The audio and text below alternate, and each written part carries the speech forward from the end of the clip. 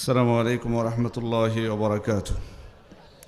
إن الحمد لله نحمده ونستعينه ونستغفره ونعوذ بالله من شرور أنفسنا ومن سيئات أعمالنا. من يهده الله فلا مضل له ومن يضلل فلا هادي له، وأشهد أن لا إله إلا الله وحده لا شريك له، وأشهد أن محمدا عبده ورسوله. জামিয়া সালাফিয়া দিনাজপুর কর্তৃক আয়োজিত পঞ্চম বার্ষিক সালাফি কনফারেন্সের সম্মানিত সভাপতি আমার শ্রদ্ধেয় উস্তাদ শেখ আব্দুর রাজ্জাক বিন ইউসুফ হাফিজাহুল্লাহ, আমন্ত্রিত অতিথিবৃন্দ, ওলামা ইকরাম, সুধীমণ্ডলী, মুসলিম ভাই ও বোনেরা, আল্লাহ তাআলা শুকরিয়া আদায় করছি তিনি আমাকে আমাদের সবাইকে আজকের এই ইলমি আয়োজনে উপস্থিত হওয়ার তৌফিক দান করেছেন। আলহামদুলিল্লাহ। দরুদ ও সালাম বর্ষিত হোক আমাদের প্রিয় নবী, আখির নবী, শ্রেষ্ঠ নবী মুহাম্মদুর রাসূলুল্লাহ সাল্লাল্লাহু আলাইহি ওয়াসাল্লামের উপর। সম্মানিত উপস্থিতি, আমার আলোচনার বিষয় ইসলামে জ্ঞান অর্জনের ধারণা, দিন ও দুনিয়াবী শিক্ষার সঠিক সমন্বয়। দুইটা বিষয় এখানে মূলত। ইসলামে জ্ঞান অর্জনের ধারণা, যদিও আমার ধারণা যে আমার পূর্বের আলোচকরা এ বিষয়ে কিছুটা ইঙ্গিত দিয়েছেন ইসলামে জ্ঞান অর্জনের ধারণার বিষয়ে, তারপরেও যেহেতু আমাকে বিষয় দেওয়া হয়েছে আমি কিছু বিষয় কয়েকটা পয়েন্টে আপনাদেরকে ধারণা দেওয়ার চেষ্টা করব বিইذনিল্লাহ। সম্মানিত উপস্থিতি, আমি একটু আপনাদেরকে ফিরিয়ে নিয়ে যাই একটি ঘটনার দিকে, যে ঘটনা আমার আত্মবিশ্বাস। একটু মনোযোগ দিবেন সবাই, একটু মনোযোগ দিই। যেহেতু কষ্ট করে বসে আছি শীতের মধ্যে, আর সময় আমাদের হাতে খুব হলে হয়তো 2 থেকে আড়াই ঘন্টা আমরা থাকবো। একটু কষ্ট করে আমরা একটু মনোযোগ দিই। আপনাদেরকে একটি ঘটনার দিকে নিয়ে যাব। সেই ঘটনাটি হচ্ছে আমরা সবাই প্রসিদ্ধ ঘটনা, তবে সেই ঘটনা থেকে, পুরো ঘটনা থেকে আমি কয়েকটি প্রশ্ন করব আপনাদেরকে, সে কারণে একটু মনোযোগ দিয়ে শুনতে হবে। আল্লাহ তাআলা যখন মানুষ সৃষ্টি করার ইচ্ছা পোষণ করেছিলেন তখন ফেরেশতাদেরকে ডেকেছিলেন, বলেছিলেন কি, ইন্নী জাইলুন ফিল আরদি খলিফা, আমি জমিনে খলিফা সৃষ্টি করতে চাই, প্রতিনিধি সৃষ্টি করতে চাই। ফেরেশতারা তাদের জানার আগ্রহ হলো যে ইতিপূর্বে একটা জাতি ছিল এখানে, কিন্তু তারা রক্তপাত করেছে, ফাসাদ সৃষ্টি করেছে। তাহলে আল্লাহ তাআলা আমাদেরকে রেখে আমরা এত আল্লাহ তাআলার অনুগত, তার কোনো আদেশ বাস্তবায়ন করি না এমন কোনো আদেশ নেই, সব আদেশ আমরা বাস্তবায়ন করি। তাহলে আমাদেরকে রেখে আর অন্য কাউকে সৃষ্টি করার কি প্রয়োজন? সেজন্য তাদের জানার আগ্রহ হলো। তারা বলেন, আতাজআলু ফিহা মান ইউফসিদু ফিহা ওয়া ইয়াসফিকুদ দিমা, আপনি কি এখানে এমন কাউকে সৃষ্টি করবেন যারা এখানে ফাসাদ সৃষ্টি করবে, রক্তপাত করবে? আল্লাহ তাআলা তাদেরকে জবাব দিলেন, ইন্নী আ'লামু মা লা তা'লামুন, আমি এমন কিছু জানি যা তোমরা জানো না।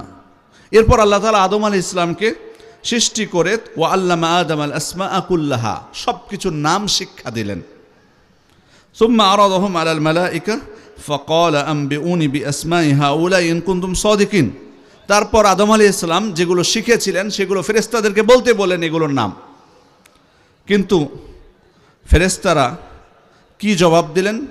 ক্বালু সুবহানাকা লা ইলমা লানা ইল্লা মা আল্লামতানা ইন্নাকা আনতাল আলিমুল হাকিম, আল্লাহ আপনার পবিত্রতা বর্ণনা করছি, আপনি আমাদেরকে যে শিক্ষা দিয়েছেন সে শিক্ষা ছাড়া আমাদের অন্য কোনো জ্ঞান নেই।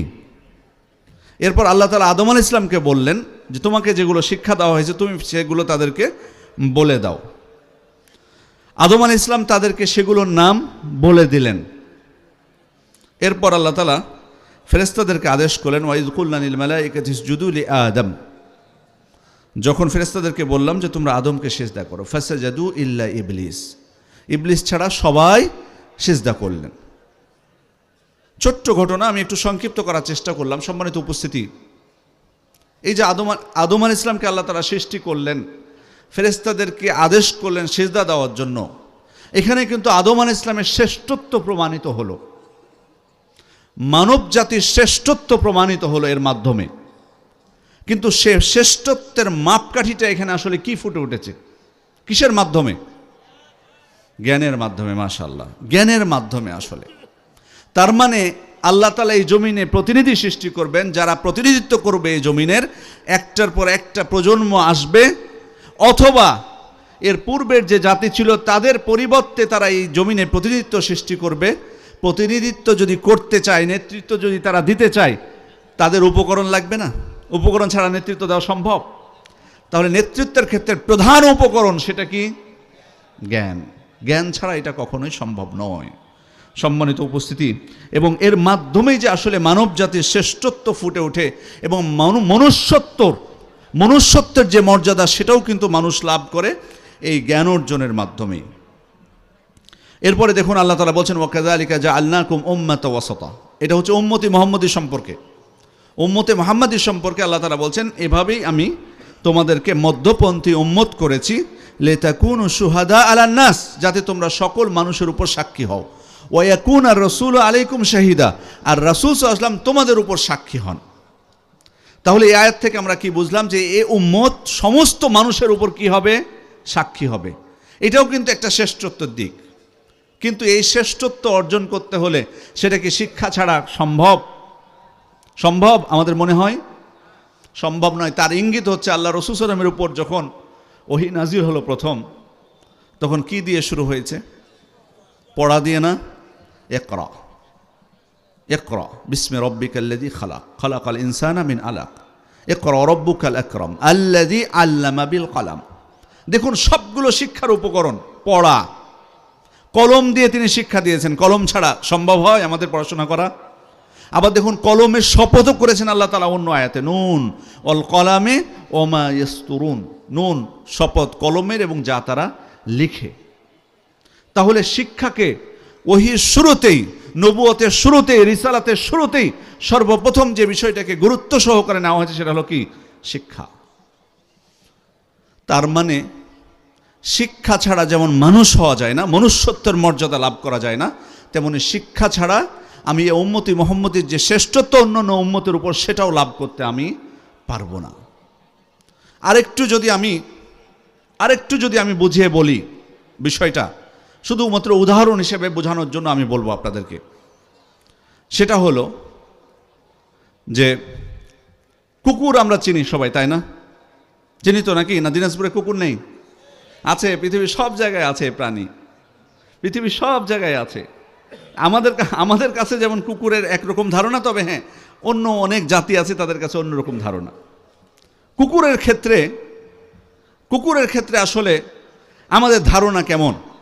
আমাদের ধারণা মুসলিম যারা, ধারণা কি পজিটিভ, ইতিবাচক নাকি নেতিবাচক? বেশিরভাগই ক্ষেত্রে নেতিবাচক কিনা? যদিও ইতিবাচক আছে অনেকের কাছে। আমি এটা কিন্তু বুঝাইনি যে প্রাণীর প্রতি ইহসান, দয়া, ওটার কথা বলছি না। এটা তো থাকতেই পারে। ওই হাদিস তো আমরা জানি, কুকুরকে পানি পান করিয়ে পাপীকেও আল্লাহ তাআলা ক্ষমা করে দিয়েছেন, পাপী নারীকেও আল্লাহ তাআলা ক্ষমা করে দিয়েছেন। সেটার দিকে আমি যাচ্ছি না। নর্মালি আমাদের কুকুরের প্রতি ধারণা নেতিবাচক, কিন্তু আবার কেউ আছে তাদের কাছে খুব বেশি মর্যাদা। ওরা মানুষকে খেতে দিক বা না দিক, মানুষের মর্যাদা রক্ষা করুক, মানুষের প্রতি দয়া করুক না করুক, কিন্তু কুকুরকে নিয়ে খুব ভালোবাসে। কুকুরকে নিয়ে বিমানের টিকিটও তারা কেটে বিমানের সাথে করে নিয়ে যায়। আছে তো নাকি? এই কুকুরের বিষয়ে আমাদের দৃষ্টিভঙ্গি কি সেটা বড় কথা না, শরীয়তের দৃষ্টিভঙ্গিটা আমরা জানার চেষ্টা করি। কুকুরের বিষয়ে কোরআন এবং সুন্নায় যেগুলো বর্ণনা এসেছে প্রায় নেতিবাচক।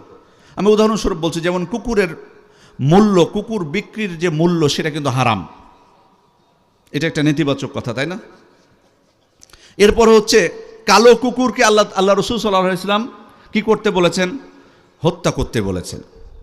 আবার কেউ সালাত আদায় করছে, তার সামনে দিয়ে যদি কালো কুকুর বিশেষভাবে যায়, তাহলে তার সালাত কি হবে? নষ্ট হয়ে যাবে, অথবা কমপক্ষে ত্রুটিপূর্ণ হবে। এগুলো সবগুলো নেতিবাচক বিষয় না? আবার আল্লাহ রাসূল সাল্লাল্লাহু আলাইহি ওয়াসাল্লাম অন্য হাদিসে বলছেন, লা তাদখুলুল মালাইকাতু বাইতান ফিহি সূরা আও কালব। কোনো বাড়িতে যদি ছবি থাকে বা কুকুর থাকে, সে বাড়িতে ফেরেশতা প্রবেশ করে না। তাহলে খেয়াল করে শুনি, সবগুলোই দেখুন, সবগুলো কিন্তু কি হচ্ছে? নেতিবাচক। এরপরে আল্লাহ রাসূল সাল্লাল্লাহু আলাইহি ওয়াসাল্লাম অন্য হাদিসে বলছেন, তুহুরু ইনাই আহাদিকুম ইদা ওয়ালাগা ফিহিল কলব আন ইয়াগসিলাহু সাবআ মাররাত। তোমাদের কারো কোনো পাত্রে কুকুর যদি মুখ দেয়, তাহলে সেটা কয়বার ধুতে হবে? 7 বার। উলাহুন্না বিতুরাব ওয়া উখরাহুন্না বিতুরাব। প্রথমবার অথবা শেষের বার মাটি দিয়ে ধুতে বলা হয়েছে। কেন ধুতে বলা হলো? কারণ এটা কঠিন নাপাকি, ব্যাকটেরিয়া আছে। প্রচণ্ড নাপাকি। নাপাকি কিন্তু তিন ধরনের হয় সাধারণত। একটা হলো সাধারণ নাপাকি, যেটা আপনি পানি দিয়ে ধুলে যদি চলে যায় তাহলে আর কোনো সমস্যা নেই, সেটা আপনি কয়বার ধুয়ে ফেলেন এখানে কোনো শর্ত নাই। ধরুন আপনার লুঙ্গিতে বা কাপড়ে প্রস্রাব লেগে গেছে, এখানে কি শর্ত আছে যে 3 বার ধুতে হবে বা 4 বার বা 5 বার বা 2 বার? নাই, নাপাকি দূর হলেই শেষ। আবার আছে কিছু নাপাকি হালকা, যেমন ছেলে সন্তান যদি প্রস্রাব করে, যে খেতে শিখেনি, ছোট্ট ছোট্ট বাচ্চা ছেলে সন্তান মায়ের দুধ খায় এখনো, সে যদি প্রস্রাব করে সেখানে ছাড় আছে না? পানি ছিটিয়ে দিলেই কিন্তু হয়। তাহলে এই নাপাকিটা কি? হালকা। আবার কিছু আছে খুবই কঠিন নাপাকি, তার মধ্যে এই যে কুকুরের নাপাকিটা। পৃথিবীতে এমন কোনো নাপাকি আছে সেখানে বলা হয়েছে 7 বার ধুতে হবে, অথবা মাটি দিয়ে বলা হয়েছে যে 1 বার কমপক্ষে মাটি দিয়ে ধুতে হবে? তাহলে কুকুরের ব্যাপারে এগুলো কি নেতিবাচক। আবার দেখুন অন্য হাদিসে আল্লাহ রাসূল বলছেন, মান ইত্তাখাযা কালবান ইল্লা কালবা মাশিয়াতিন আও যারইন আও সাইদিন, যে ব্যক্তি কুকুর পালন করলো 3টি কারণ ছাড়া, 3টি বিষয়ে ছাড় দেওয়া হয়েছে। একটা হলো শস্যক্ষেত পাহারা দেওয়া, পশুপাল পাহারা দেওয়া, শিকার করা। এই 3টি কারণ ব্যতীত অন্য কোনো কারণে কেউ যদি কুকুর পালন করে, এনতাকিসু মিন আজরিহি কুল্লা ইয়াউমিন কিরাতান, প্রতিদিন তার নেকি থেকে 2 কিরাত পরিমাণ নেকি কমতে থাকবে প্রতিদিন। 1 কিরাত সমান কতটুকু? উহুদ পাহাড় সমান। উহুদ পাহাড় আমরা দেখেছি তো নাকি সচক্ষে, অনেকে আপনারা দেখেছেন এখানে সচক্ষে, কত বড়, 9.5 কিলোমিটার দীর্ঘ এই পাহাড়, 9.5 কিলোমিটার দীর্ঘ। আর প্রস্থ হলো কোনো কোনো জায়গায় 2 কিলোমিটার, কোনো কোনো জায়গায় 3 কিলোমিটার। কত বড় পাহাড়! এই পাহাড়ের সমান 2 পাহাড় সমপরিমাণ নেকি আমাদের কি হবে? প্রতিদিন কমতে থাকবে কুকুর পালন করলে। এত নেকি আছে আমাদের? আছে আছে আছে ইনশাল্লাহ। আমরা ভালো কামনা করি, কারণ এই উম্মতে মুহাম্মদের উপর আল্লাহ তাআলা দয়া আছে, রহমত হলো অনেক আমল আল্লাহ তাআলা আমাদেরকে দিয়েছেন। ছোট্ট আমল কিন্তু নেকি অনেক বেশি। কেউ মারা গেলে তার জানাজায় যদি যান, কতটুক নেকি? 1 কিরাত না? আবার যদি আপনি দাফনে অংশ নেন তাহলে 2 কিরাত। মাশাআল্লাহ, দেখুন কতক্ষণ লাগে সময়, আধা ঘন্টাও লাগে না। এরকম অনেক আমল আছে, আমি ওইদিকে যাচ্ছি না, ওটা আমার আলোচনার বিষয় না। আমার বিষয় হলো যে 2 কিরাত পরিমাণ নেকি প্রতিদিন কমে যাক, এটা কি আমরা চাইবো? 1 গ্লাস কমে যাক, সেটাই তো আমরা চাই না। এত বড় পাহাড় পরিমাণ নেকি কমে গেলে এটা আমাদের বড় আফসোসের বিষয়। সেটা কি হবে? কুকুরকেও পালন করলে। এতক্ষণ যে কথাগুলো বললাম এগুলো শরীয়তের দৃষ্টিভঙ্গি কুকুরের ব্যাপারে, এগুলো কি ইতিবাচক নাকি নেতিবাচক? নেতিবাচক, সবগুলো নেতিবাচক, ভালো না এগুলো। কিন্তু ভালো কথা আছে কুকুর সম্পর্কে। আল্লাহ তাআলাও পবিত্র কোরআনে ইঙ্গিত দিয়েছেন, রাসূল সাল্লাল্লাহু আলাইহি সাল্লামও বলেছেন, ইযা আরসালতা কালবাকাল মুআল্লাম ফাকাতালা ফাকুল, তুমি যখন তোমার প্রশিক্ষিত কুকুরকে শিকারের জন্য প্রেরণ করবে, শিক্ষিত কুকুরকে, যাকে শিক্ষা দেওয়া হয়েছে, সেই কুকুরকে শিকারের জন্য প্রেরণ করবে, ফাকাতালা, এবং এই কুকুর যে ওই প্রাণীটাকে হত্যা যদি করে, ফাকুল, তোমরা সেটা খেতে পারো। ওয়াইদা আকালা ফালা তাকুল, কিন্তু এখানে শর্ত হলো কুকুর যদি আবার ওই শিকারটাকে খেতে শুরু করে তাহলে আমাদের জন্য খাওয়া জায়েজ নেই। কিন্তু খেয়াল করে দেখুন, মৃত প্রাণী এটা কি আমাদের জন্য হালাল? হারাম। অথচ কুকুর যখন শিকার করলো, প্রাণীটা মারা গেল, সেটা আমাদের জন্য হালাল করে দেওয়া হয়েছে। তবে খেতে শুরু করলে খাওয়া জায়েজ নেই। এবার আবার আরেকটা বিষয় খেয়াল করুন, চিন্তা করে দেখুন, কোন কুকুরের জন্য বৈধ করা হলো? কোন কুকুরকে আপনি শিকারের জন্য প্রেরণ করলে, সে শিকার করলে সেটা আমাদের জন্য খাওয়া জায়েজ? সব কুকুর কি? শিক্ষিত কুকুর, প্রশিক্ষিত কুকুর। তাহলে যে কুকুরের মান আমরা দেখলাম কিছুক্ষণ আগে কত নিচে, কিন্তু জ্ঞান অর্জনের কারণে, জ্ঞান থাকার কারণে, শিক্ষা থাকার কারণে সে কুকুরের মর্যাদা উঁচু হয়ে গেছে না? উঁচু হয়ে গেছে। প্রাণীটা মরে গেছে, তাও তবুও ওটা আমাদের জন্য খাওয়া যায়। শুধু তাই নয়, আপনাদেরকে জিজ্ঞেস করি, কুকুর যদি শিকার করে, ওই শিকার প্রাণীটা ও নিয়ে আসে কিভাবে আমাদের কাছে? কিভাবে নিয়ে আসবে? মুখে করে না? মুখে করে নিয়ে আসার কারণে আল্লাহ রাসূল সাল্লাল্লাহু আলাইহি ওয়াসাল্লাম কি বলেছেন যে ওটা ধুবা 7 বার বা 7 বার গরম পানিতে ফুটাবা, না হলে খাওয়া জায়েজ নেই বলেছেন। অথচ ওই কুকুরের কথাই বললাম কিছুক্ষণ আগে যে কোনো পাত্রে মুখ দিলে কয়বার ধুতে হবে? 7 বার ধুতে হবে। কিভাবে মর্যাদা বেড়ে গেছে দেখুন, কোথায় ব্যাকটেরিয়া আর কোথায় ভাইরাস আর কোথায় কি সব দূর হয়ে গেছে। তাহলে কুকুরের ক্ষেত্রে কুকুরের মধ্যে শিক্ষা থাকার কারণে তার মর্যাদা বাড়ল। মানুষ আমরা, আল্লাহ তাআলা, আমরা তো খুব দাবি করি আশরাফুল মাখলুকাত, এই ওই, হ্যাঁ ভালো কথা, আল্লাহ তাআলা আমাদেরকে সম্মানিত করেছেন, ওয়ালাকাদ কাররামনা বানি আদম, আমি মানুষকে কি করেছি? সম্মানিত করেছি। কিন্তু এই সম্মান যদি আমি নিতে চাই, তাহলে কিন্তু আমি যদি আমার ওই যে পূর্বের দিকে খেয়াল করি, সৃষ্টির সময় শিক্ষা যদি আমি না থাকে আমার মধ্যে, সেই সম্মান মোটেই নাই। ওয়ালাকাদ যারা'না লিজাহান্নামা কাসীরাম মিনাল জিন্নি ওয়াল ইনস, আমি জাহান্নামের জন্য অনেক মানুষ এবং জিনকে সৃষ্টি করেছি। জাহান্নামে তাহলে যাবে কারা? মানুষ এবং জিন। কারা তারা? সব মানুষ জিন কি না? আল্লাহ তাআলা বলছেন লাহুম কুলুবুন লা ইয়াফকাহুনা বিহা, কারা তারা? যাদের অন্তর আছে কিন্তু অন্তর দিয়ে তারা অনুধাবন করে না। ওয়ালাহুম আ'য়ুনুন লা ইউবসিরুনা বিহা, তাদের চোখ আছে কিন্তু চোখ দিয়ে তারা দেখে না। ওয়ালাহুম আযানুন লা ইয়াসমাউনা বিহা, তাদের কান আছে কিন্তু কান দিয়ে তারা শোনে না, কান দিয়ে শোনে না। তার মানে কি কারা? তার মানে যারা জ্ঞান থেকে দূরে থাকে। কারণ জ্ঞান অর্জন করতে হলে এগুলো লাগবে না? ক্লাসে বসে থেকে আমার অন্তর যদি থাকে বাইরে, অথবা ধরুন এখানে বসে আছি আমরা, কিন্তু আমাদের অন্তর আছে ওই বাজারে, ওই শুনলাম বাজারে অনেক মানুষ, তখন হয়তো আমাদের কারো শয়তান এসে আগ্রহ সৃষ্টি করতে পারে, বাজারে এত মানুষ কেন? তাহলে কি নতুন কিছু আছে মেলায়? একটু দেখে আসি না কেন? হতে পারে কিনা? শয়তান কিন্তু সবসময় বান্দার সাথে, ভালো মানুষদের সাথেই কিন্তু থাকে, কুমন্ত্রণা দেয় থাকে। তাহলে আমার বক্তব্য শুনছি, তাকিয়ে আছে আমার দিকে, কিন্তু ওনার অন্তরটা এখানে নাই। চোখ দিয়ে আমার দিকে তাকিয়েছে কিন্তু চোখ এখানে নেই, কান দিয়ে শুনতেছে কিন্তু কিছুই শুনছে না। তাহলে কি আমি কিছু বুঝতে পারবো? কেউ আমার কথা বুঝতে পারবে? এরকম যদি কেউ হয়, বুঝতে পারবেন। আপনি যদি জিজ্ঞেস করেন যে কি বললো, কিছুই বলতে পারবেন না। তাহলে যারা জ্ঞান অর্জন করে না তাদের কথাই বলা হচ্ছে যে আল্লাহ তাআলা বলছেন তাদেরকে আমি জাহান্নামের জন্য সৃষ্টি করেছি। শুধু তাই নয়, আল্লাহ তাআলা কি বলছেন? উলাইকা কাল আনআম বাল হুম আদল, তারা হচ্ছে চতুষ্পদ জন্তুর মতো বা তার থেকেও নিকৃষ্ট। কাদের কথা বললেন আল্লাহ তাআলা? মানুষ আর জিনের কথাই বলছেন না? অন্য কারো কথা বলেননি যে এরা হচ্ছে চতুষ্পদ জন্তুর মতো অথবা তার থেকেও নিকৃষ্ট। কি কারণে? কারণ জ্ঞান থেকে তারা দূরে। তাহলে কুকুরের মর্যাদা বেড়ে গেল জ্ঞানের কারণে, আর মানুষের মর্যাদা চলে গেল চতুষ্পদ জন্তু বা তার থেকে নিচে জ্ঞান না থাকার কারণে। এখন আমি কোন দলে যাব, এটা সিদ্ধান্ত আমাদেরকে নিতে হবে। আমার সন্তানদেরকে কোন দলে পাঠাবো, সে সিদ্ধান্ত আমাকেই নিতে হবে। সম্মানিত উপস্থিতি, এই জন্যই মনে রাখতে হবে, এই চোখ কান আল্লাহ তাআলা শুধুমাত্র আমাদেরকে আমরা উপভোগ করব, যা ইচ্ছা তাই দেখবো, এই জন্য সৃষ্টি করেননি।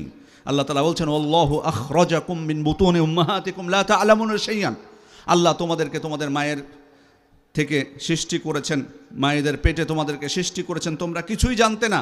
ওয়াজআলা লাকুমুস সামআ ওয়াল আবসারা ওয়াল আফইদা লাআল্লাকুম তাশকুরুন, এরপর তোমাদের জন্য সৃষ্টি করেছেন তোমাদের কান, চোখ এবং তোমাদের অন্তর, যাতে তোমরা তার কৃতজ্ঞতা জ্ঞাপন করো, এগুলোকে ব্যবহার করো। ওয়ালা তাকফু মা লাইসা লাকা বিহি ইলম, যে বিষয়ে তোমার জ্ঞান নেই সে বিষয়ে তুমি কথা বলো না, সে বিষয়ে তুমি অনুসরণ করো না। ইন্নাস সামআ ওয়াল বাসারা ওয়াল ফুআদা কুল্লু উলাইকা কানা আনহু মাসউলা, নিশ্চয় কান, চোখ, অন্তর সব কিছু সম্পর্কে সেদিন কি হবে? জিজ্ঞাসিত হতে হবে। কি জিজ্ঞেস করবেন আল্লাহ তাআলা? যে আমি কোন ক্ষেত্রে ব্যবহার করেছি। তার মানে জ্ঞান অর্জনের ক্ষেত্রে আমি ব্যবহার করেছি কিনা সেটা কি করবেন? আল্লাহ তাআলা আমাদেরকে জিজ্ঞেস করবেন। তাহলে সম্মানিত উপস্থিতি, মনুষ্যত্বের মর্যাদা যদি আমি অর্জন করতে চাই, তাহলে আমার জন্য কি জ্ঞান অর্জন করাটা খুব জরুরি, যদি আমি চতুষ্পদ জন্তুর কাতারে না যেতে চাই। এখন প্রশ্ন হলো, কোন জ্ঞান আমি অর্জন করব? কোন জ্ঞান অর্জন করব? কোন জ্ঞানটা সর্বশ্রেষ্ঠ জ্ঞান? ওহির জ্ঞান না? কোরআন এবং সুন্নাহর জ্ঞান, যেটা নবীদেরকে আল্লাহ তাআলা দান করেছিলেন। এজন্য হয়তো আমি আপনি বলবো ওটা তো শরীয়তের বিধান শুধুমাত্র, ওটাই কি শুধু জ্ঞান? হ্যাঁ, অবশ্যই এটাই হলো মৌলিক। এজন্যই তো আল্লাহ তাআলা বলছেন ওয়ালাকাদ আতাইনা দাউদা ওয়া সুলাইমানা ইলমা, আমি দাউদ এবং সুলাইমানকে কি দান করেছিলাম? জ্ঞান দান করেছিলাম। এরপর ইব্রাহিম আলাইহিস সালাম সম্পর্কে বলছেন, ইব্রাহিম আলাইহিস সালাম তার পিতাকে কি বলেছিলেন? ইয়া আবাতি ইন্নী ক্বাদ জাআনি মিনাল ইলমি মা লাম ইয়াতিক, হে আমার পিতা, হে আমার সম্মানিত পিতা, আমার কাছে এমন জ্ঞান এসেছে যেটা আপনার কাছে আসেনি। ফাত্তাবি'নি আহদিকা সিরাতান সাওয়িয়া, সুতরাং আপনি আমাকে অনুসরণ করুন, আমি আপনাকে সরল সঠিক পথ প্রদর্শন করব। রাসূল সাল্লাল্লাহু আলাইহি ওয়াসাল্লামকে আল্লাহ তাআলা বলছেন ওয়া আনজালাল্লাহু আলাইকাল কিতাবা ওয়াল হিকমা, আমি আপনার প্রতি কিতাব এবং হিকমত নাজিল করেছি। আল্লাহ তাআলা আপনার প্রতি কিতাব এবং হিকমত নাজিল করেছেন। ওয়া আল্লামাকা মা লাম তাকুন তা'লাম, এবং আপনাকে এমন কিছু শিক্ষা দিয়েছেন যেটা আপনি জানতেন না। তাহলে নবীদের উপর আল্লাহ তাআলা যেটা নাজিল করেছেন সেটাকে আল্লাহ তাআলা কোরআনে কি বললেন? কি বললেন? জ্ঞান বললেন না? নবীদের উপর যেটাকে নাজিল করেছেন সেটাই কি? জ্ঞান। এই জন্য মুসা আলাইহিস সালাম যখন বক্তব্য দিচ্ছিলেন বনু ইসরায়েলদের সামনে, একজন তাকে জিজ্ঞেস করেছিলেন যে আপনার থেকে এই দুনিয়াতে কেউ জ্ঞানী আছে কিনা। তিনি কি উত্তর দিয়েছিলেন? মনে আছে আপনাদের? জানা আছে কি উত্তর দিয়েছিলেন? নাই, তাই না? অহংকার বশত দিয়েছিলেন উত্তর? অহংকার বশত না, অসম্ভব, কখনোই এটা হতে পারে না। কেন দিয়েছিলেন? কারণ মুসা আলাইহিস সালামের ধারণা ছিল যে ওই সময়ে এই জমিনে কোনো নবী ছিল না। তো উনি জানেন ভালো করে নবীদের উপর যেটা নাজিল করা হয় সেটাই হচ্ছে কি? শ্রেষ্ঠ জ্ঞান। এই জন্য উনি ভালো ধারণা করেই বলেছেন যে না, আমি ছাড়া কেউ নেই, কারণ ওহি তো আমার উপর নাজিল হয়, আর যেটা নাজিল হয় সেটাই হচ্ছে শ্রেষ্ঠ জ্ঞান। কিন্তু এরপরেও আল্লাহ তাআলা নবীর কাছে সে জবাবটা পছন্দ করলেন না। তিনি বললেন কি, অমুক দুই সমুদ্রের মধ্যস্থলে মিলনস্থলে একজন ব্যক্তি আছেন, তার কাছে আপনি চলে যান, তিনি আপনার থেকে বেশি জ্ঞানী, যাকে আমরা খিজির আলাইহিস সালাম নামে চিনি। মুসা আলাইহিস সালাম গেছিলেন না তার কাছে? আপত্তি করেছিলেন যে আমি নবী, আল্লাহ আপনি আমার উপর ওহী নাজিল করেন, আপনি আরেকজনের কাছে আমাকে যেতে বলছেন, এটা কি মানায় আমার সাথে যায় এটা? এরকম বলেছিলেন না। উনি কি বললেন? লা আবরাহু হাত্তা আবলুগা মাজমা আল বাহরাইনি আও আমদিয়া হুকুবা, আমি চলতেই থাকবো পথ তার সাথে সাক্ষাৎ করার জন্য, যুগের পর যুগ ধরে আমি চলতে থাকবো। দৃঢ় প্রত্যয় নিয়ে গেলেন, সেখানে সাক্ষাৎ করলেন। যে অনুনয় বিনয় করে বলছেন, একজন ছাত্র শিক্ষকের কাছে জ্ঞান অর্জন করতে চাইলে যে আদবের সাথে বলে, সে আদব নিয়ে উনি বলছেন, ছাত্র হয়ে বলছেন, হাল আত্তাবিউকা আলা আন তুআল্লিমানি মিম্মা উল্লিমতা রুশদা, আল্লাহ তাআলা আপনাকে যেটা শিক্ষা দিয়েছেন সে শিক্ষাটা আমি চাই অর্জন করতে, সঠিক পথ প্রাপ্ত হওয়ার জন্য। আপনি কি এজন্য আমি কি আপনার অনুসরণ করতে পারি? কত সুন্দরভাবে বলা না এটা? উনি কি যে বললেন এই লোক, আল্লাহ আমাকে আপনার কাছে পাঠিয়েছে জ্ঞান অর্জন করার জন্য, আপনি নাকি অনেক বড় জ্ঞানী, এভাবে বলেছেন না। একজন ছাত্রর যে আদব থাকা উচিত সে আদবের সাথে তিনি নবীকে বলেছেন। কিন্তু নবী শিক্ষক দেখুন কড়া কথা একটু বলতে পারে, তার ভাষাটা একটু কি ছিল? কড়া ছিল। বলে ইন্নাকা লান তাসতাতিয়া মাইয়া সাবরা, মুসা আপনি পারবেন না আমার সাথে ধৈর্য ধারণ করতে। কঠিন না একটু কথাটা? কিন্তু মুসা আলাইহিস সালাম আবার অনুনয় বিনয়ের সাথে বলছেন, নত হয়ে বলছেন, সাতাজিদুনি ইনশাআল্লাহু সাবিরা ওয়ালা আসি লাকা আমরা, আপনি আমাকে ধৈর্যশীলদের অন্তর্ভুক্ত পাবেন, আমি আপনার অবাধ্য হব না। মানে আমার চাই আপনার জ্ঞান, আপনার থেকে আমাকে জ্ঞান অর্জন করতেই হবে। সুবহানাল্লাহ। আমি যে জিনিসটা বোঝাতে চাচ্ছি, আমি ওই ঘটনার দিকে যাচ্ছি না, সেটা হলো নবীরা যেটা আল্লাহ তাআলা তাদের উপর নাজিল করেছেন, আল্লাহ তাআলা বিশেষ বান্দাদের উপর নাজিল করেছেন, সে সেটাই হচ্ছে প্রকৃত জ্ঞান, সেটাই হচ্ছে প্রকৃত জ্ঞান। এই জ্ঞান হচ্ছে সর্বশ্রেষ্ঠ জ্ঞান, এ বিশ্বাস আমাদের থাকতে হবে। সম্মানিত উপস্থিতি, যেহেতু সময় সীমাবদ্ধ সে কারণে আমি কিছু পয়েন্টের দিকে যাব। বিশেষ করে দ্বিতীয় যে পয়েন্টটা আমাকে বলা হয়েছে আলোচনা করতে, সেটা হলো ভারসাম্য, দিন এবং দুনিয়াবী শিক্ষার সঠিক ভারসাম্য। তার মানে কি শুধু আমি দিনের জ্ঞান অর্জন করব, কোরআন এবং সুন্নাহর জ্ঞান অর্জন করব, বলবো দিনাজপুরের যত মানুষ আছে সবাইকে আলেম হতে হবে, কেউ ডাক্তার হতে পারবে না, কেউ ইঞ্জিনিয়ার হতে পারবে না, সবাইকে আলেম হওয়া লাগবে, এটা কি আমি বলবো? সম্মানিত উপস্থিতি, আসলে প্রথম বিষয় হলো একজন মানুষকে, ছোট্ট বাচ্চা যারা, তারা ছোট থেকে শিখে না অনেক কিছু বলতে। 1 বছর যখন বয়স হয় বাচ্চার, কিছু জিনিসের নাম বলতে পারে না, পারে কি না? আমরা শিখাই তো অনেক কিছু, মানুষের নাম শিখাই, এটা হলো বাবা, এটা হলো মা, এটা হলো দাদা দাদি, শিখতে পারে কি না? আমি যদি আল্লাহর নামগুলো শিখাই, নবীর নাম শিখাই, আমার দিন কি শিখাই, আস্তে আস্তে বছর, 1.5 বছর হলো, 2 বছর হলো, শিখতে পারবে কি না? প্রাথমিক জ্ঞান আমি বলছি না তাকে আপনি ওই যে সালাত শিক্ষার বই কিনে বা আকীদার বই কিনে যে তাকে দিবেন, বাবা পড়ো, তোমার উপর জ্ঞান অর্জন করা ফরজ করেছে আল্লাহ তাআলা জন্ম থেকেই, না, সে যতটুকু নিতে পারবে। আমি যেমন দুনিয়াবী অনেক বস্তুর নাম শেখাচ্ছি, সে যেমন ছোট থেকেই বলতে পারে মোবাইল, টিভি, তাতে আমাকে দিনের যে বিষয়গুলো যেগুলো জরুরি সেটা আমার শেখানো উচিত না?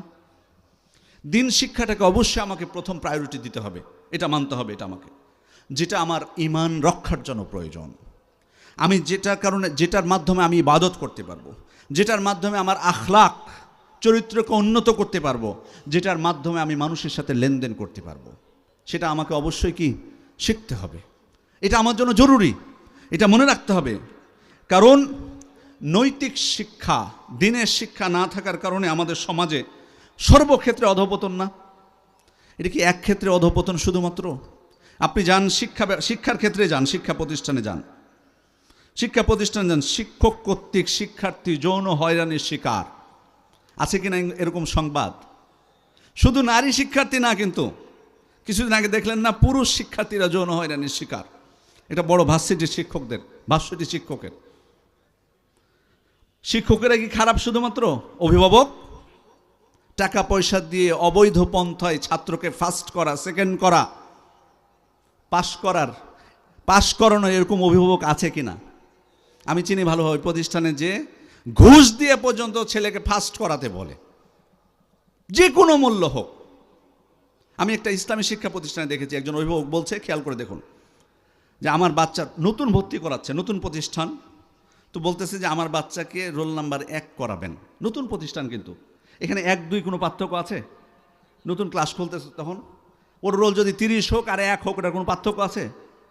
বলে আপনি যদি 1 রোল করেন, আপনাদের প্রতিষ্ঠানে 5,000 টাকা আমি দান করব। এটা কি দান হলো? এটা সত্য সাপেক্ষে এটা দান হলো না, এটা ঘুষ হলো? আপনারাই রায় দেবেন, আমি কিছু বলবো না। তাহলে দেখুন নৈতিকতার অধঃপতন কোথায়। এবার ছাত্ররা দেখুন, ফেল করলে কি করে? মিছিল, মিটিং, শিক্ষকের পদত্যাগ দাবি, শ্রেণীকক্ষে তালা মারা, অফিসে তালা। কিছুদিন আগে প্রসিদ্ধ একটা মাদ্রাসা, আমার মনে হয় সবাই আপনারা ওই মাদ্রাসাটার নাম জানেন, বাংলাদেশের। সে মাদ্রাসার শিক্ষকদেরকে, প্রিন্সিপালকে তালাবদ্ধ করে রেখেছে মাদ্রাসার ছাত্ররা, বড় বড় ছাত্ররাই অনেক সময় ধরে তালাবদ্ধ করে রেখেছিল। নৈতিক অধঃপতন হয়নি?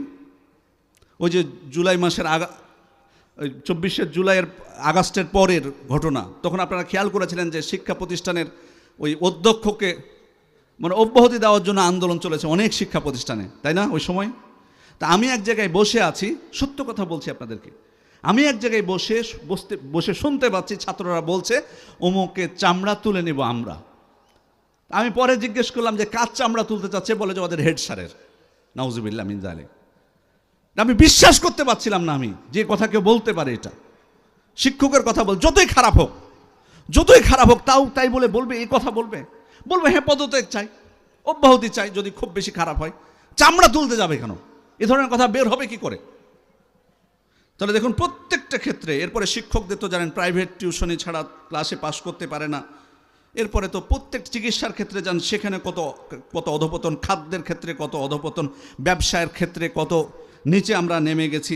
এরপরে আমাদের মানুষের সম্পর্কের ক্ষেত্রে হিংসা, বিদ্বেষ, কেউ কারো সফলতা সহ্য করতে পারে না, কারো বিপদে কেউ এগিয়ে আসে না। কেউ যদি বিপদে পড়ে, অ্যাক্সিডেন্ট হয়, আমাদের ওখানে যে আমরা কি করি? মোবাইলটা নিয়ে ভিডিও করি, সেলফি তুলি। মানে ওকে রক্ষা করা তো দূরের কথা, ওকে রক্ষা করা দূরে যাক, সেখানে যারা আমরা ছবি তুলি। যাই হোক, মোদ্দা কথা হচ্ছে যে প্রথম যে প্রায়োরিটি সেটা হচ্ছে কি? সেটা হচ্ছে ইসলামের দিনের জ্ঞান অর্জন করা। দ্বিতীয় হলো সম্মানিত উপস্থিতি, যে আমি কি তাই বলে দুনিয়াবি জ্ঞান অর্জন করব না? না, দুনিয়াবি জ্ঞান অর্জন করতে হবে, আমাকে দুনিয়াবি জ্ঞান অর্জন করতে হবে। কিন্তু মানে আমি যদি চাই যে আমি ডাক্তার হব, কেউ যদি চায়, এবং শুধু ডাক্তার শুধু পুরুষদের মধ্যে বলছি না, আমাদের বোনদের মধ্যেও ডাক্তার প্রয়োজন, নারীদেরকেও ডাক্তার হওয়া জরুরি। কারণ আমরা যারা আমাদের স্ত্রীদেরকে পর্দা করাই, তারা যদি নারী ডাক্তার না থাকে, তাহলে আমরা কি করবো বলেন? অসহায় হয়ে পড়ি না? তার নারী ডাক্তারের প্রয়োজন আছে কিনা? আমাকে কিছুদিন আগে একজন প্রশ্ন করলো যে নারী ডাক্তাররা বিসিএস পরীক্ষা দিতে পারবে কিনা, কারণ তাদেরকে তখন কি দিবে? সরকারি হসপিটালে দিবে, সেখানে পুরুষ এবং নারী সবার চিকিৎসা করতে হয়। কারণ আপনি বলবেন যে না, হতে পারবে না, শুধু বেসরকারিতে থাকবে। কারণ এই কথা যদি আপনি বলেন, আপনি নারীদের পর্দা রক্ষার জন্য বললেন ঠিক, কিন্তু এখানে সমস্যাটা হলো যে নারীরা যদি সেখানে না থাকে, নারীরা কি বেসরকারি হসপিটালগুলোতে সবাই সামর্থ্য রাখে চিকিৎসা নেওয়ার? বলেন, খেয়াল করে দেখুন। ফতোয়া দেওয়ার সময় তো একটু আমাকে সজাগ থাকা দরকার। নারীরা কি পারবে সবাই বেসরকারি হসপিটাল থেকে চিকিৎসা নিতে? তো তাদেরকে, অনেকে আছে না দরিদ্র কিন্তু পর্দা মেনটেন করে, তো তারা যদি সরকারি হসপিটালে যায়, সেখানে যদি নারী না থাকে, নারী ডাক্তার না থাকে, কার কাছে চিকিৎসা নেবে? তাহলে আপনি কিভাবে ফতোয়া দিয়ে তাদের বিসিএস পরীক্ষা দিতে নিষেধ করেন? না, সেখানেও প্রয়োজন আছে। পর্দা মেনটেন করবে, ইসলামের বিধিবিধান মেনটেন করবে, কিন্তু সেখানেও প্রয়োজন আছে। ইঞ্জিনিয়ার প্রয়োজন আছে, কিন্তু হ্যাঁ, আমার নিয়তটা হতে হবে বিশুদ্ধ। আমি যদি এখানে নিয়ত করি, আল্লাহ, আমি ডাক্তার হওয়ার মাধ্যমে আমি মুসলিম উম্মার খেদমত করব, তাহলে আমি সেটার উপর সওয়াব পাবো না? সওয়াব পাবো। আল্লাহ তাআলা আমাদেরকে ঘরে বসে থাকতে বলেননি, বাইরে বের হতে বলেছেন, জ্ঞান অর্জন করতে বলেছেন। এরপরে তৃতীয় যে পয়েন্টটা, সেটা হলো বরং এই ধরনের জ্ঞান অর্জন করা ফরজে কিফায়া। কেউ যদি ডাক্তার না হয়, কোনো এলাকায় ডাক্তার না হয়, তাহলে কিন্তু সবাই পাপী হবে, সবাই পাপী হবে। কারণ এটা অত্যন্ত জরুরি বিষয়, এটা ছাড়া আমাদের জীবন চলবে? এই জন্য কিছু বিষয় আছে, আমি সব শিক্ষার ক্ষেত্রে বলছি না, সব ডিপার্টমেন্টের কথা বলছি না, কারণ আমাদের দেশে কিছু কিছু ডিপার্টমেন্ট আছে, আমি জানি না, আসলে আমি নিজেও জানি না যে ওগুলো কী করে। ওগুলো ওখান থেকে শিক্ষা অর্জন করে তারা বের হয়ে কি করে, কি উপকার করে জাতির। কিন্তু জাতির উপকার হবে এমন শিক্ষা যদি আল্লাহ সন্তুষ্টি অর্জনের জন্য কেউ করে, তাহলে উনিও কি পাবেন? সওয়াবের অধিকারী হবেন। এরপরে হচ্ছে প্রত্যেকেই এই জমিন, আমি যে কথাটা দিয়ে শুরু করেছিলাম যে আবাদ করব, আমরা এই জমিনে প্রতিনিধিত্ব করব, এক্ষেত্রে সবার প্রয়োজন আছে। আলেম ওলামা প্রয়োজন আছে, ইঞ্জিনিয়ার প্রয়োজন আছে, ডাক্তার প্রয়োজন আছে। হ্যাঁ, অনেকে পারেন, আলহামদুলিল্লাহ। আমি দেখেছি আমাদের মদিনাতে যখন ছিলাম তখন দেখেছি আমাদের বন্ধুদের মধ্যে MBBS ডাক্তার কিন্তু ওখানে মদিনায় পড়তে গেছে, ইসলামী জ্ঞান অর্জন করতে গেছে। উনি পাইলট কিন্তু মদিনায় গেছে ইসলামী জ্ঞান অর্জন করতে। উনি দুইটাই হতে পারছেন। সবাইকে আল্লাহ তাআলা সমান জ্ঞান দান করেন না। কেউ কেউ প্রচেষ্টা করলে অনেক কিছু করতে পারেন, কিন্তু সবাই তো পারবেন। আমি সবাইকে বলতে পারবো না আপনি আলেমও হবেন, আপনি ডাক্তার হবেন, আপনি ইঞ্জিনিয়ার হলে আপনাকে আলেম হতে হবে, এটা সবাইকে বলতে পারবো না। কেউ হতে পারলে সেটা আলাদা বিষয়। সম্মানিত উপস্থিতি, দিনের জ্ঞান অর্জন শুধুমাত্র যে ছোট থাকতেই প্রাইমারি লেভেলেই শুধুমাত্র যেটুকু অর্জন করব সেটুকুই যথেষ্ট, এটা কিন্তু না। বরং এটার ধারাটা আমি যদি অন্য দিকেও যাই, আমি উদাহরণস্বরূপ শুধু ডাক্তারের কথাটাই বলছি, আরও অনেক পেশা আমাদের সমাজে প্রত্যেকের দরকার আছে, কাউকে আমরা ছোট করতে পারি না। টয়লেট যে পরিষ্কার করে, এই লোকগুলো যদি না থাকতো, মেথড যদি না থাকতো, আমরা বিপদে পড়তাম না? বলেন, সব পেশার মানুষেরই আমাদের প্রয়োজন আছে। জুতা স্যান্ডেল সেলাই করার মানুষেরও আমাদের প্রয়োজন আছে। সম্মানিত উপস্থিতি, এই জন্য আমি যে জিনিসটা বলছিলাম, তবে দিনের জ্ঞান অর্জন এটাকে আমাকে অব্যাহত রাখতে হবে। ছোট থেকে নিয়ে মৃত্যু পর্যন্ত একটা সময় আমাকে বের করতে হবে। প্রত্যেককে, যে পেশায় আমি থাকি না কেন, যতটুকু সম্ভব আমি জ্ঞান অর্জন করার চেষ্টা করব এবং আল্লাহ তাআলার কাছে দোয়া করব, আল্লাহ আপনি আমাদেরকে উপকারী জ্ঞান দান করেন। রব্বি জিদনি ইলমা, আপনি আমাদের জ্ঞানকে কি করেন? বাড়িয়ে দিন। আল্লাহুম্মা ইন্নী আসআলুকা ইলমান নাফিআ, হে আল্লাহ আমি আপনার কাছে উপকারী জ্ঞান প্রার্থনা করছি। এই দোয়া আমি আল্লাহ তাআলার কাছে করব। সালাফদের মধ্যে যারা উভয় প্রকার জ্ঞান অর্জন করেছেন, তাদের জীবনে আমরা পড়ে দেখতে পারি যে কীভাবে করলেন তারা। যেমন আমি উদাহরণস্বরূপ বলতে পারি ইমাম ফখরুদ্দিন আর রাজি, যদিও হয়তো আপনাদের কারো আপত্তি থাকতে পারে ওনার সম্পর্কে, তবে শাইখুল ইসলাম ইবনে তাইমিয়ার মতে ওনার শেষ অবস্থা ভালো ছিল, উনি তওবা করেছিলেন, যে কারণে আমি নামটা বললাম। তো উনার জীবনে আপনি পড়ে দেখতে পারেন কিভাবে তিনি দিন এবং দুনিয়ার জ্ঞানের সমন্বয় করতে পেরেছিলেন। তাহলে সেটা আমরাও আমাদের জীবনে প্রয়োগ করতে পারবো। এরপরে শেষ যে বিষয়টা, সেটা হলো সার্টিফিকেট। দুনিয়াবিক যে জ্ঞান অর্জন করছি সেটা তো আমাদের লাগবেই। দিনের জ্ঞানের ক্ষেত্রে আমাদের কিছু কিছু ভাইয়েরা বলেন অনেক সময় যে সার্টিফিকেট যদি আমি চাই তাহলে আমার ইখলাস নাই। না, এই কথাটা একেবারে আমভাবে বলা যাবে না। এটা মানে দিনের জ্ঞান অর্জন করতে এসেছেন ওই জন্য সার্টিফিকেট নেবেন না, বা যারা সার্টিফিকেট চায় তারা আসলে ইখলাসের সাথে জ্ঞান অর্জন করে না, এই কথাটা আমভাবে না বলাই উচিত। কারণ আপনি দিনের জ্ঞান অর্জন করে উম্মার খেদমত করতে চান, তাই না? বোঝার চেষ্টা করি। আমি চাই কি? মানুষের খেদমত করতে। তা আমি যদি সুযোগই না পাই খেদমত করার, আমাকে সুযোগই যদি না দেয়, তাহলে আমি কি করব? সার্টিফিকেটটা এটা অনেক সময় ওই মানুষের উপকার করার, তাদের মধ্যে জ্ঞান বিতরণের একটা মাধ্যম। যেহেতু বর্তমান যুগে এসে এটাকে মূল্যায়ন করা হয়, সে কারণে যারা আমরা দিনের জ্ঞান অর্জন করছি, সেক্ষেত্রে যদি সার্টিফিকেটটা আমরা চাই, এটা সব সময় সবার ক্ষেত্রে ইখলাস বিরোধী হওয়া বলাটা ঠিক না। হ্যাঁ, তবে মানুষ থাকতে পারে অনেকে যে দিনের জ্ঞান অর্জন করছে সার্টিফিকেটের জন্যই, আছে এমন মানুষ, আমি অস্বীকার করছি না। দিনের জ্ঞান অর্জন করছে সার্টিফিকেট নেওয়ার জন্য, শুধুমাত্র চাকরির জন্য, শুধুমাত্র টাকার জন্য দুনিয়া উপার্জন করবে তাই। যে হাদিস আপনারা আজকেও শুনেছেন। এই জন্য যারা দুনিয়ায় অর্জনের জন্য করবে আল্লাহ তাদের কাছে হিসাব দিবেন। কিন্তু সার্টিফিকেট কেউ চাইলেই যে আমি তাকে বলে দিব না আপনার ইখলাস নাই, এটা বলাটা ঠিক না। কারণ দিনের জ্ঞান অর্জন করতে যেও সার্টিফিকেট ছাড়া আমরা মানুষের খেদমত করা আমাদের জন্য কষ্টকর হয়ে যায়। সেজন্য আমরা যদি সার্টিফিকেট চাই বা সার্টিফিকেট যেখানে দেয় সেখানে আমরা যদি জ্ঞান অর্জন করি, সেখানে যেতে আমাদের কোনো বাধা নেই। সম্মানিত উপস্থিতির সময় শেষ, আমি আর লম্বা করব না। আসুন আমরা দিনে জ্ঞান অর্জন এবং দুনিয়াবি জ্ঞান অর্জনের ক্ষেত্রে ভারসাম্য বজায় রাখার চেষ্টা করি এবং জ্ঞান অর্জন করার চেষ্টা করি। এবং শুধু জ্ঞান অর্জন নয়, জ্ঞান অর্জনের সাথে সাথে সেটাকে আমল করার চেষ্টা করি এবং সেই জ্ঞান মানুষের মধ্যে সাধ্য অনুযায়ী বিতরণ করার চেষ্টা করি। আল্লাহ আমাদেরকে সেই তৌফিক দান করুন, আমিন। আমি সবশেষে আমাকে এই প্রোগ্রামে আমন্ত্রণ জানানোর জন্য আমি বিশেষভাবে যারা আমন্ত্রণ জানাচ্ছে তাদের প্রতি কৃতজ্ঞতা জানাচ্ছি। এবং আপনারা যারা ধৈর্য ধরে আজকে অনেকে আমি জানি সকাল থেকে এখানে আছেন, অনেক কষ্ট করে আছেন, আপনাদের সবার প্রতি কৃতজ্ঞতা জানাচ্ছি। আপনাদের এই কষ্ট, আপনাদের এই ধৈর্য আল্লাহ যাতে কবুল করেন, আল্লাহ আমাদের সবাইকে যাতে উত্তম বিনিময় দান করেন, আমিন। ওয়া আখিরু দাওয়ানা আলহামদুলিল্লাহি রাব্বিল আলামিন। ওয়াসসালামু আলাইকুম ওয়া রাহমাতুল্লাহি ওয়া বারাকাতুহু।